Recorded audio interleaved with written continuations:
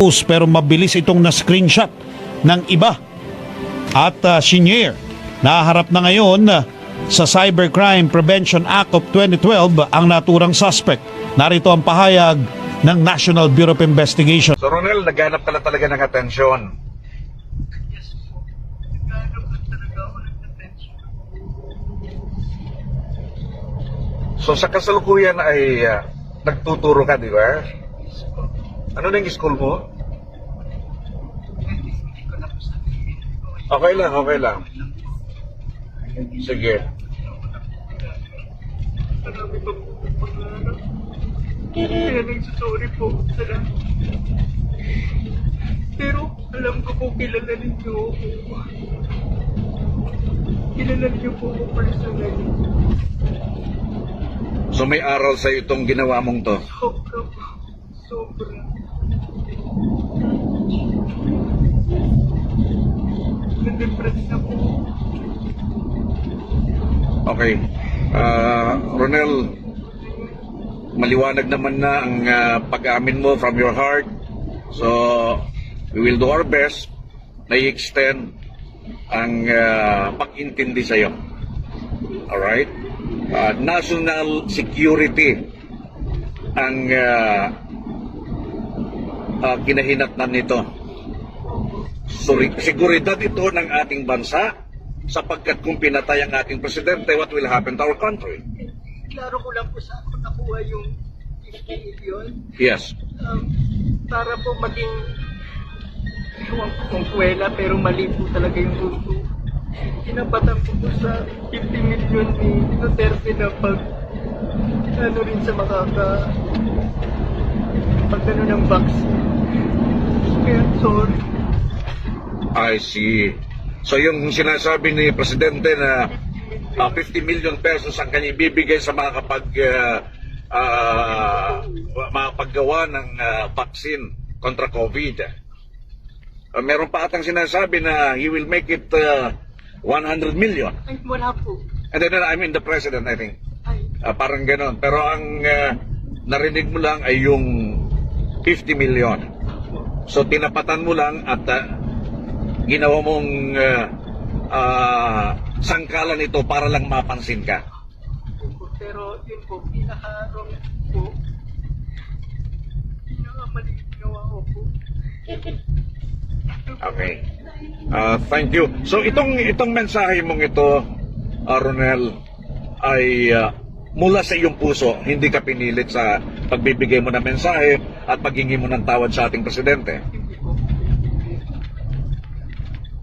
Alright. Saksi ang mga magulang mo sa mensahe mong ito at kaming dalawa ni Sir Jerry na nandito sa loob ng sasakyan. So ang karagdagang investigasyon mamaya ay doon mismo natin gagawin. Mo ba kung ano yung sinasabi mo? So law, ibig sabihin batas. So kaya ginawa ang batas sa isang democratic country na kung nasaan tayo ngayon is para maging pantay-pantay ang lahat ng tao. Sa classroom may batas, bawal lumabas o bawal lumabas.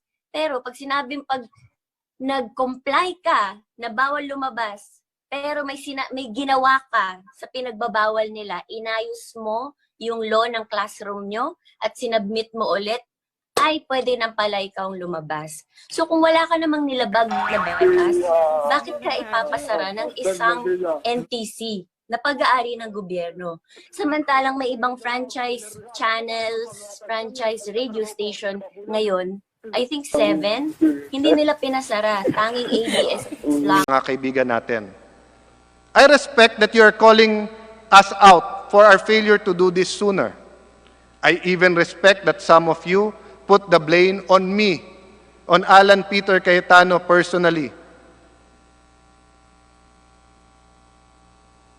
But when you blindly call for the approval of the franchise, without having heard all the sides of the story, then you show yourselves not as advocates of fair and balanced presentation of the facts, as is taught in all the schools that teach journalism, as journalists are sworn to, but you simply become plain and simple propagandists. Kung hiningi nyo po sa amin na mag-hearing at mag-action kaagad, nirerespeto namin yon. Pero hingin nyo sa amin, ipasa na lang namin, pikit mata. Kayo ba, papayag kayong may isulat kayo o may broadcast kayo na hindi kayo nagfa-fact check, kung ano na lang sabihin namin, yun na lang ilalabas nyo? Diba? Hindi journalism yan. So, hindi po magiging tama ang desisyon ng Congress kung we will act speedily for the sake of acting speedily. And I cannot respect that. Do not weaponize this issue for your own personal agenda.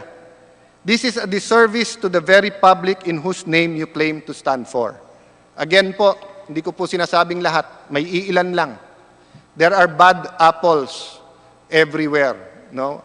Wala naman pong isang barrel na 100% unless you pick the apples one by one. So whether you talk about politicians, whether you talk about members of the police, whether you talk about sa media, meron po talagang may personal agenda. Pero it's our lookout na huwag magpadala sa kanila. Kasi alam naman natin kung anong tama. Some may say that they are list. Ngunit tulad din ng pagpapakita ninyo na ang lahat ng politiko ay korap, na lahat ng pulis ay abusado, damay-damay na ang buong institusyon sa maling gawain ng ito. So again, this may be a few bad eggs. But bakit po walang naging problema sa pagpasa ng franchise ng Channel 5? Bakit po walang naging problema sa pagpasa ng franchise ng Channel 7? Because wala pong tumayo at nagsabing nag-issues. If you take up, for example, Channel 7, DCBB, no? Now and then, si Igan, very popular broadcaster, criticizes me. But I have full respect for him. That's his opinion. But I never complained to management. Nung dumadaan yung franchise, I did not tell Channel 7 when I was in the Senate, boss, nakikialam kayo sa eleksyon. Why? It was simply his opinion as a journalist. And if it's correct, magbabago ako, and kung mali, di ba? Then I would tell him, I disagree with you. And he'd invite me again to his show. But that was not the case with ABS-CBN. And we deserve a hearing to be able to hear that. Yes, it might be unfair to Carlo Katikbak and Mark Lopez, the new management, because this happened during another era, no?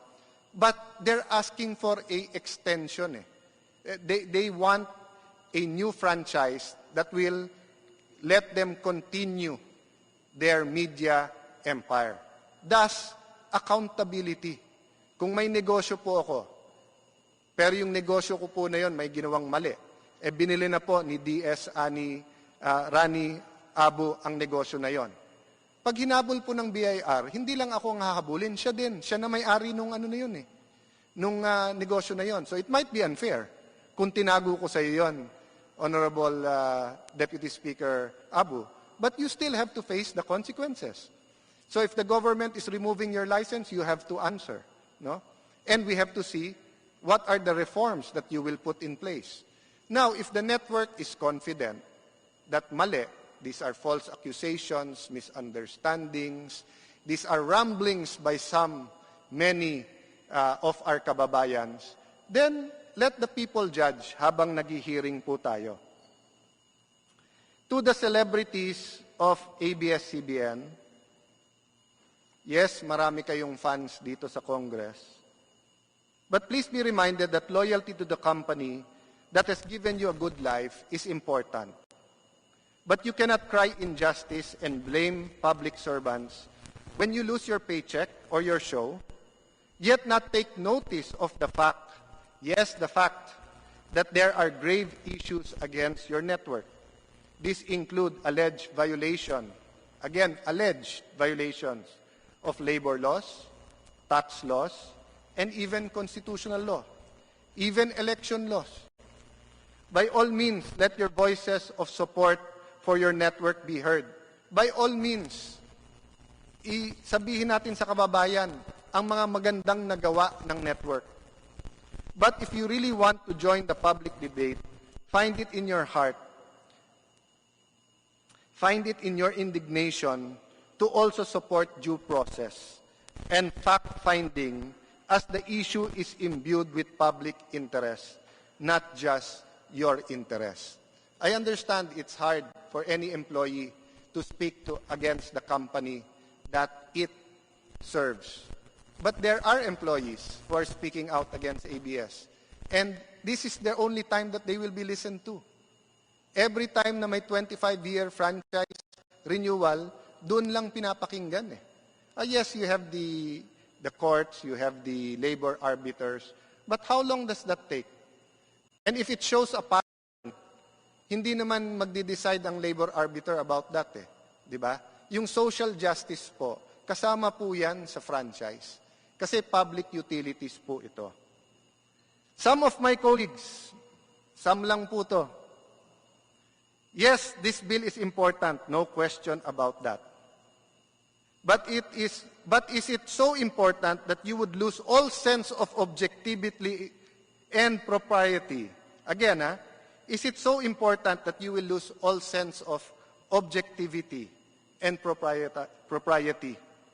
How dare you belittle the tremendous work this Congress has done in the past 10 months? Shame on you for insulting your own house and colleagues and calling your colleagues inutil and tamad.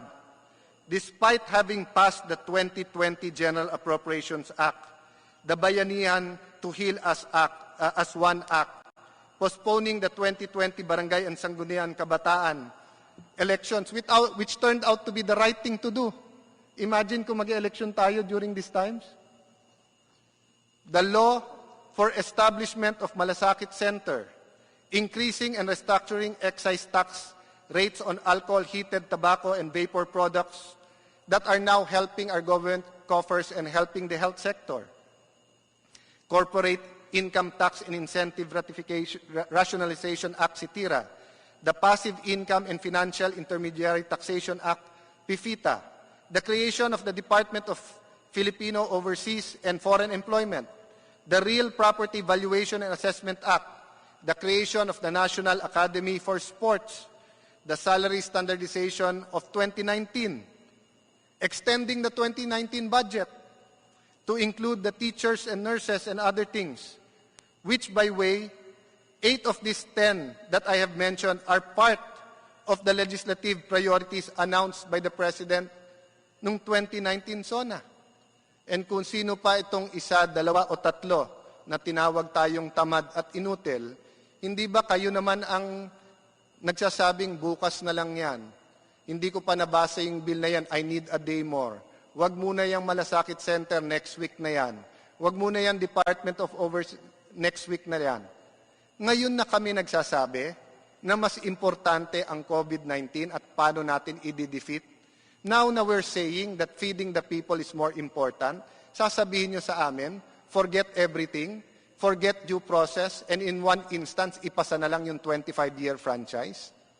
Let the people judge sino sa atin ang nagsasabi ng totoo at sino ang tama. To the senators, allow us to do our jobs. Remember, it is always easier to get 24 people to agree than for 300. Remember, we represent specific constituencies and sectors.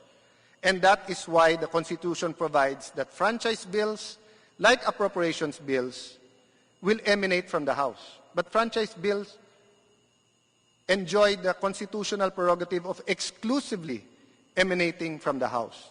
So we respect your work. But iba pananaw natin eh. National yung sa inyo, sa amin may national, pero nasa grassroots kami. Tinetext kami, pinupuntahan kami sa bahay, sa district office ng mga constituents namin. We want to work with you. We have to work with you. We've done great things together with you, our dear senators. We have to build our nation, but respect our timing and the manner of us holding our hearings. In other words, let's all play nice. Let's not just pretend to be nice to each other.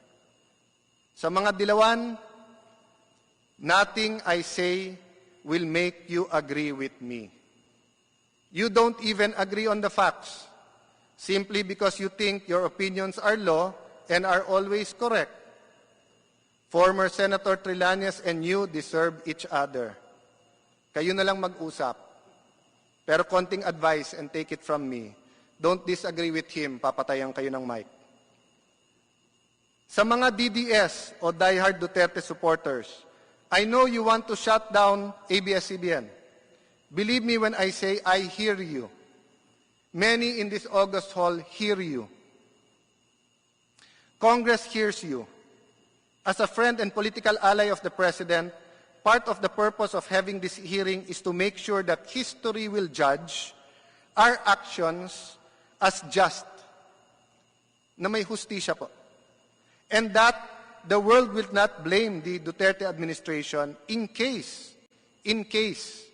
the franchise application is denied. So it's only by having these hearings where we will be able to justify to our people now and where history can look back and say, tama pala na binigay nyo yung franchise in 25 years.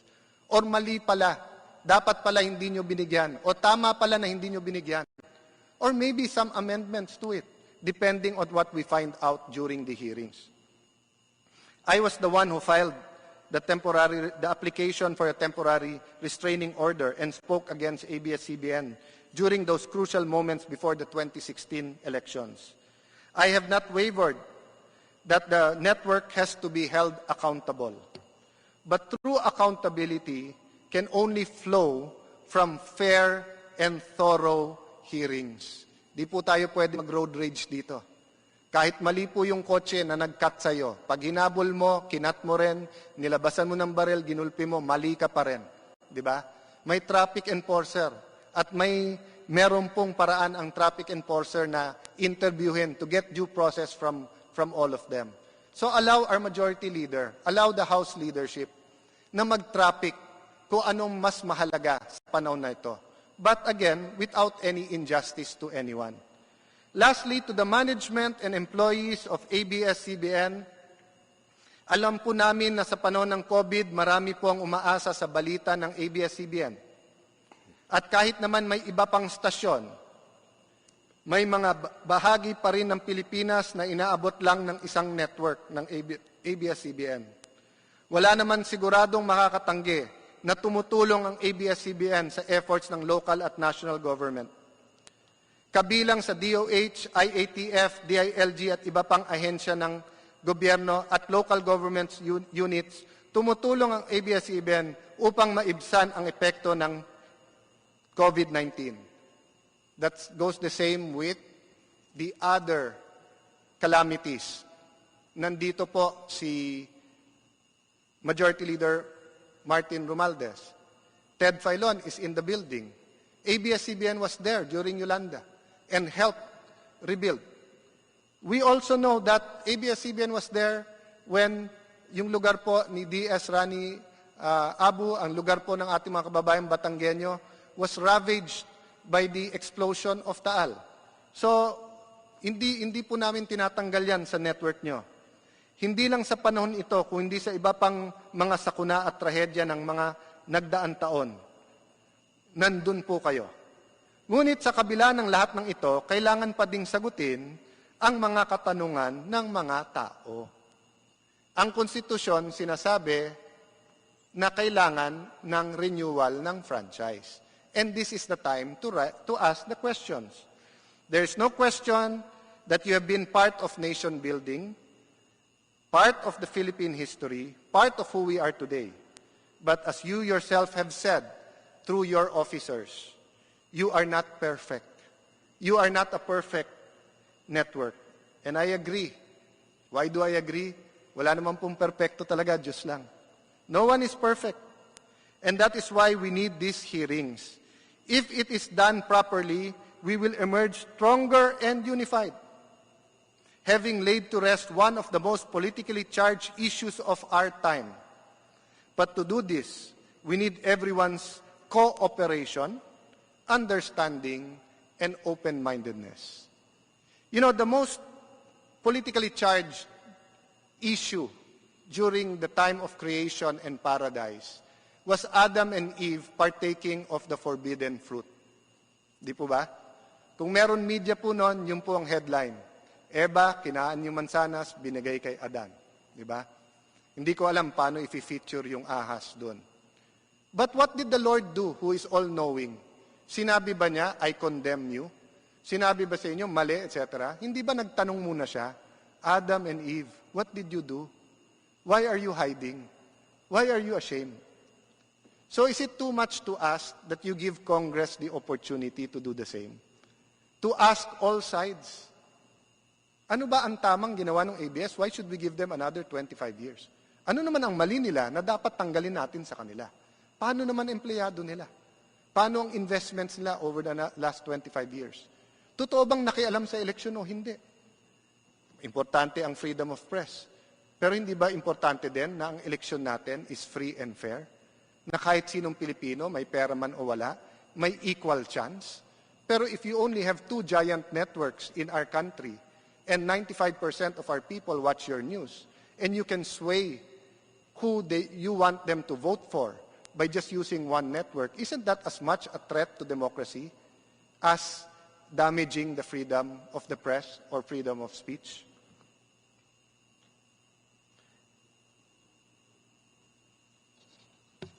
I echo the words of President Rodrigo Roa Duterte when he tells you, ABS-CBN, and also all the members of media, simply do your job. Do not fear, do your job. Call out injustice and corruption whenever you see it. Protect the weak from the powerful, and give voice to the voiceless. This is your mandate. Kahit dito sa Kongreso, kung anong mali ang gagawin dito, i-report nyo. To speak truth freely and fearlessly to power. But beware, yes, beware, that you do not become the power that you hope to check. Huwag nyo rin po i-underestimate ang power ninyo. Because kapag ka ginamit nyo yung network para sa injustice, multiplied to 1,000,000 times over. Walang laban din po ang biktima ng injustice sa inyo. Magkamali lang kayo sa news sa pangalan o yung bahay. Sira na reputasyon ng isang tao. Hindi na madaling ibalik yun. Some of your reporters, and let me emphasize again, some reporters or in the newsroom of ABS-CBN repeatedly say, di ba sabi mo, ikaw mismo ang mag-on ng transmitter kung sa pilitan isasara ang istasyon. Yes po, I said that right outside this hall.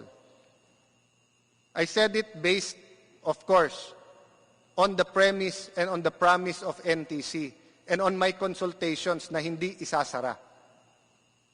But I did say it, na pagka pinatay, ako mismo mag-on. Pero ang sagot ko sa hamon nyo, hindi ba voluntarily pinatay nyo yung transmitter nyo? Wala pa naman nag-enforce dun Pwede naman kayo pumunta sa korte.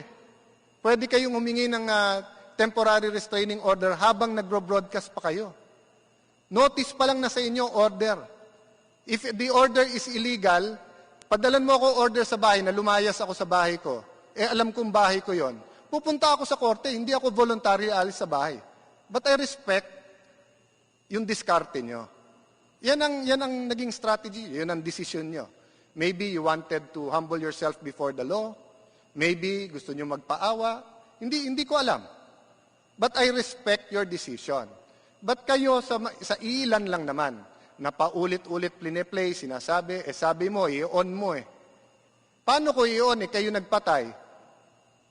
Pero ngayon, sa araw na to, para wala na tayong pagtalunan, para matapos na yung usapan, we will begin the process of turning on your transmitter by giving you a franchise until October 31, 2020. And we will not pass the buck. We will have the hearing, tatapusin namin to, at tao ang magja-judge kung dapat kayo bigyan o hindi ng prangkisa.